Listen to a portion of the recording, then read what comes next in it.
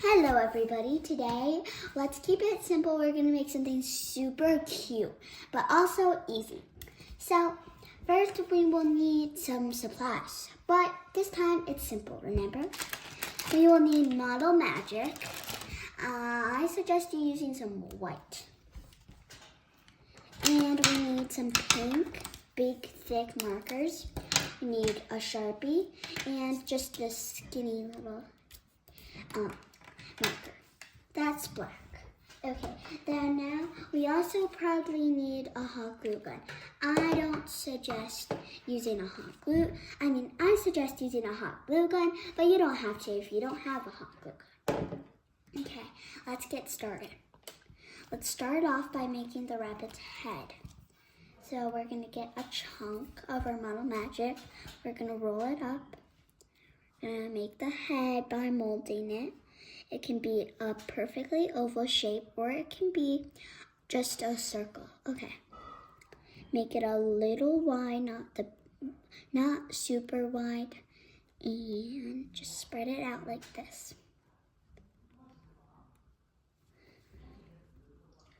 Now when you think it's about the perfect shape, you can be done with the head. Now let's do the face first. We're gonna get our Sharpie. We're gonna do 2 dots. Okay, like this. Maybe make it a little thicker or bigger. Okay, now we're gonna take our skinny and we're gonna draw a little X. Like that. Okay, now for the cheeks, we're gonna use our pink marker to add little touch for cheeks. Okay, now we can do the ears and the body. Okay, let's start off by making the body. The body's gonna be smaller than the bunny's head, which is silly, but it makes it cute. Okay, scoot this to a side, and now we're gonna put this shape into a body. Okay, so molding. I suggest this to be an ovally rectangle shape so it's cute. Okay, now let's connect the head with the body, like this. Okay, now that we got this, we're going to add the little belly.